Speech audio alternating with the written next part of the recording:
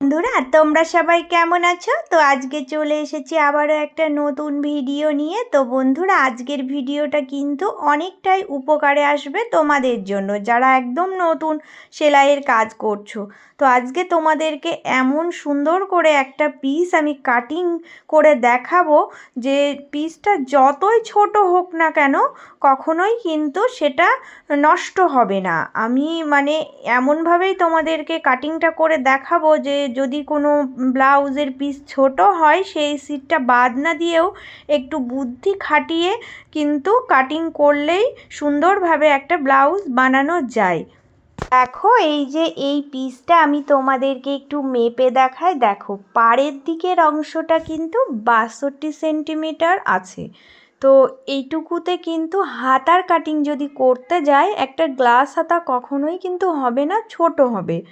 তো আজকে আমি তোমাদেরকে দেখাবো কিভাবে কাটিং করলে তোমরা কিন্তু এটা একটা সুন্দরভাবে গ্লাস হাতা ব্লাউজ বানাতে পারবে। তো এই দিকের অংশটাও মেপে দেখাচ্ছি। তো এই মাপটা বলে দিচ্ছি, এটা আমার ১ মিটার মতো আছে আর এই দিকে ৬২ সেন্টিমিটার। তাহলে ভাবো কতটা ছোট পিসটা। মোটামুটি গ্লাস হাতা ব্লাউজ বানাতে গেলে ৮০ সেন্টিমিটারের নিচে কিন্তু আসে না। তো তবুও আজকে আমি এটা দিয়ে বানাবো। তো সেই বুদ্ধিটাই তোমাদেরকে দেখাবো যে কিভাবে কাটিংটা করলে একটা বোম্বে কাট সুন্দরভাবে কিন্তু তোমরা এখানে বানিয়ে দেখাতে পারবে। তো চলো এবার দেখতে থাকো ভিডিওটা। দেখো বন্ধুরা এখানে কিন্তু আমি এই যে এই টুকরোগুলো সব কেটে নিয়েছি। তো যেহেতু এটা বম্বে কাট ব্লাউজ হবে তো এই টুকরোগুলো আমাকে সমস্ত কিন্তু ওই পিসটা থেকে বার করে নিয়ে কাটিং করে নিতে হবে। এবার এই টুকরোগুলো আমি এমনভাবে সাজিয়ে কাটিং করব যাতে আমার ওই পিসটা থেকে কিন্তু আমি গ্লাস হাতাটা কাটিং করে নিতে পারি। তো চলো আমি সেই মতো তোমাদেরকে আজকে ভাঁজ দেওয়াটাও দেখিয়ে দেব। এবার দেখো আমি এই পিসটা কিভাবে ভাঁজ দিচ্ছি। প্রত্যেকটা পিস কিন্তু আমি সমান করে ভাঁজ দিই, কিন্তু এটা আমি সমান করে ভাঁজ দিচ্ছি না।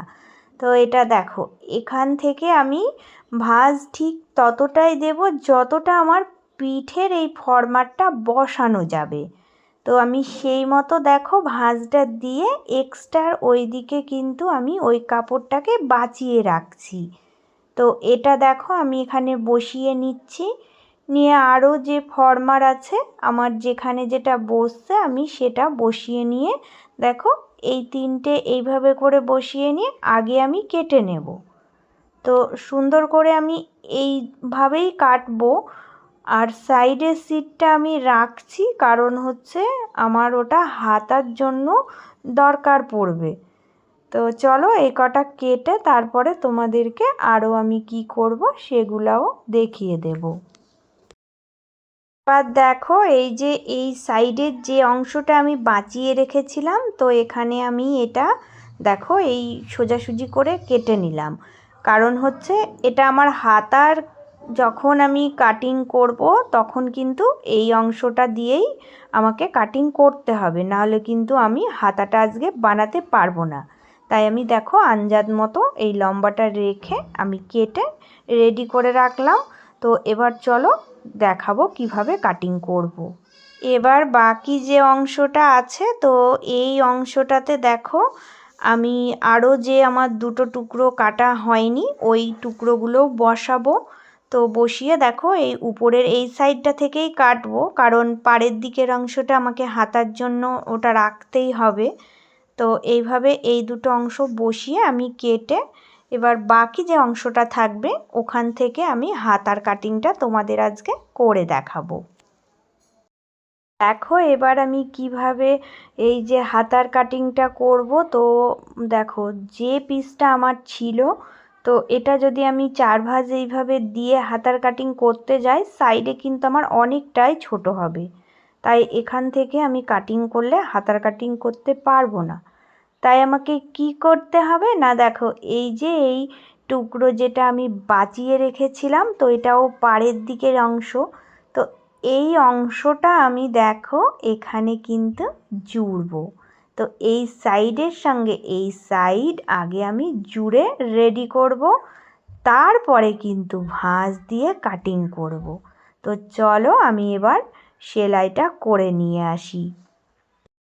এবার দেখো বন্ধুরা, আমি মেশিনে বসে এই যে সেলাইটা করে নিচ্ছি। তো দেখো এই সাইডের এই যে এই অংশটা একটু বাঁকা আছে, তাই আমি সুন্দর করে এটা সাইজ করে সমান করে নিলাম। তো সমান করে নিয়ে এবার দেখো এখান থেকে আমি দুটো সমান করে রেখে এটা জুড়ে রেডি করে নেব।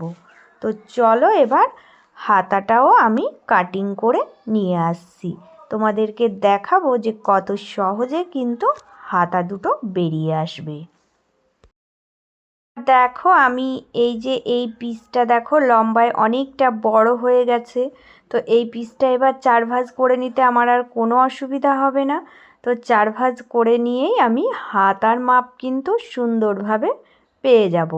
তো চলো দেখো একটা গ্লাস হাতা কিন্তু খুব সুন্দরভাবে আমি এখান থেকে কাটিং করে নিতে পারবো। তোমরা দেখো কিভাবে কাটিংটা করছি। দেখো আমি এখানে যে গ্লাস হাতা কাটিং করব সেটা ড্রয়িংটা এঁকে নেব। তো এঁকে নিয়েই কাটিংটা করব। তো অনেক সময় কি হয় বলো তো, পিসটা আমার খুব পছন্দ কিন্তু ছোট বলে বানাতে পারছি না।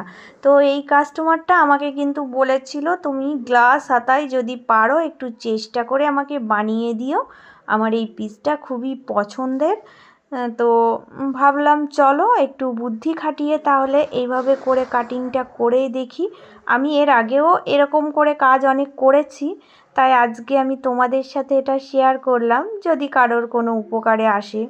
হয় না অনেক সময় কারোর অনেক সুন্দর কোনো মানে ভালো লাগার একটা পিস, সেটা হয়তো কিছু বানাবে ভাবছে কিন্তু হচ্ছে না হয়তো, তখন কিন্তু এই রকম টেকনিক ইউজ করে তোমরা বানিয়ে দিতেই পারো। কাস্টমারও ভীষণ খুশি হয়ে যাবে আর পিসটাও নষ্ট হবে না। তো আজকে আমি ওই জন্য এভাবে করেই তোমাদের সামনেই কাটিং করে দেখিয়ে দিলাম, তোমাদের যদি কোনো উপকারে আসে। দেখো এই পুরো যে কাটিংটা করে নিয়েছি ব্লাউজের, তারপরেও এই টুকরোগুলো পড়ে আছে। তো এই টুকরোগুলো দিয়ে আমি পট্টির কাপড় নিয়ে নিতে পারবো এখান থেকেই। দুটো ফিতেও হয়ে যাবে, সবই হয়ে যাবে। তো দেখিয়ে দিলাম, দেখো কতটা কাপড় এখনও বেঁচে আছে। দেখো খুবই সুন্দর কিন্তু হাতা আমি রেডি করে নিয়েছি, এই যে গ্লাস হাতা। তো একটু যদি বুদ্ধি খাটিয়ে কাজ করা যায় না, তাহলে কিন্তু অনেক ছোট পিস হলেও সেটাতে অনেক সুন্দর করে কাজ করে দিতে পারবে। তো কাটিংটা একটু বুদ্ধি খাটাতে হয় অনেক সময়। তো আজকের এই পিসটাতে আমি গ্লাস হাতা করেই দেখালাম, অনেক ছোট হলেও আমি এটা করে তোমাদেরকে দেখালাম আর তোমাদেরকে আমি দেখাচ্ছি। তো দেখো এই যে এই হাতাটা আমি দেখো জয়েন করে নিয়েছিলাম। বোঝা যাচ্ছে কি? বোঝা যাচ্ছে না, বোঝা যায় না। এবার তোমরা আরেকটা জিনিস খেয়াল রাখবে, আমি তোমাদের বলে দিচ্ছি। যে হাতাটা জয়েন থাকবে, মানে একটা হাতা তো ভালোভাবেই বেরোবে আর একটা হাতার সাইডে কাপড়টা জয়েন রেখে করতে হবে। তো সেই হাতাটা তোমরা সব সময় কিন্তু বাঁ দিকে দেওয়ার চেষ্টা করবে। তো দেখো আমি বাঁ দিকে দিয়ে দিয়েছি, এটা মানে সেটিংটা করে নিয়েছি। আর বাঁ দিকে সেটিং করলে কিন্তু ওটা একদমই বোঝা যায় না পিসটা বাঁ সাইডে থাকলে। তো ওই জন্যই দেখো আমি তোমাদেরকে দেখিয়েও দিলাম যে কত সুন্দরভাবে এটা সেটিং হয়েছে, একদমই বোঝা যাচ্ছে না। তো আমার আজকের এই টেকনিক তোমাদের কেমন লাগলো বন্ধুরা, তোমরা কিন্তু অবশ্যই কমেন্ট করে জানিও। আজকের এই ভিডিওটা অনেকের কিন্তু উপকারে আসতে পারে। তো বন্ধুরা প্লিজ তোমরা কিন্তু ভিডিওটা বেশি বেশি করে একটু শেয়ার করে দিও। আর যারা নতুন বন্ধু এসেছো প্লিজ চ্যানেলটা সাবস্ক্রাইব করে নিও। তো পুরনো ও নতুন সকল বন্ধুদের জন্য রইল আমার অনেক অনেক ভালোবাসা। সবাই কিন্তু অনেক ভালো থেকো, সুস্থ থেকো। চলে আসবো আবারও একটা নতুন অন্য কোনো ভিডিওর সাথে।